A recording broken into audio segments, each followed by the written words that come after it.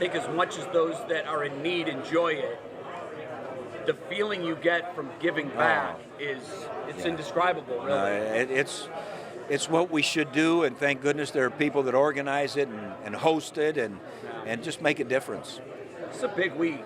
It is. Ohio State, Michigan week. Right. And you obviously coached in some games that were, at the time, called the game of the century or the biggest of all time. You hear similar talk about this one. They're 2-3. It feels like a national quarterfinal game. Right. How do you look at this particular game and where it stacks up in the pantheon of great matchups between the two? Well, it's one of the best. It's different with the 4-team playoff than it was back when we were there with the 2-team playoff. Right. It'll be different next year with the 12-team playoff. Do you like that? I like a longer playoff, maybe a shorter regular season, but that's for another day. But what you can't lose sight of is that there's nothing more important than this game. The playoffs, the whatever, because your whole life, I watched it for 3 years as an assistant and 10 years as the head coach. Whenever the old guys come back, all they talk about is what their record was in that game. They don't talk about how many Big Ten championships or did they go to the national championship. It's, I was there 4 or 5 years and here was my record. And so nothing long-term is as big as this game. Now, it will impact the landscape. I don't know if the loser can get into the Final Four with the looks of all those undefeated teams and all that kind of thing, but that's not important. Don't be the loser, right? That's what people remember. Right? Those gold pants, how many do you have? Oh, man, 10. I know you do. Yeah. That's something. Yeah. That has to be one of the things that you're most proud of. Oh, there's no question. It's when you grow up in Ohio and or when you became a part of Ohio State or Michigan, you know that you were blessed to be in what we think is the greatest game of them all. It is for us. And if you have a chance to succeed in that game, that's a warm feeling that lasts a long time. How do you see it playing out? I've only watched Michigan on television, and I've seen Ohio State live. Michigan better come up with an answer for number 18 because he's awfully good. And I think the Ohio State defense has really found its way a little bit. You don't see them giving up the explosive plays that they did the last year or two.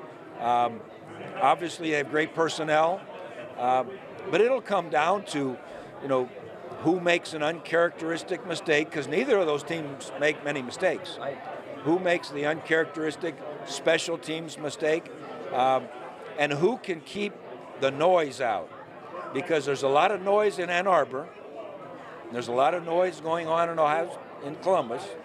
Who can forget that and not worry about who's going to win the game, but worry about who's going to win this play, and then the next play, and the next play. And that's the magic, I think, is staying focused on the moment that you're in. And that's hard with that spotlight so bright.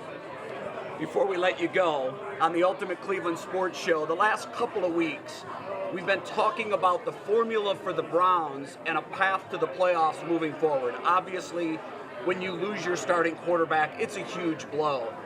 But what we've noticed about this team, and we've characterized it as a return to Tressel ball, the defense, the kicking game, the punt game.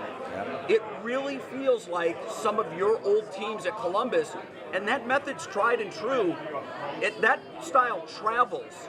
Talk about why Browns fans should be encouraged, why it's not pinball football. It can win. Right.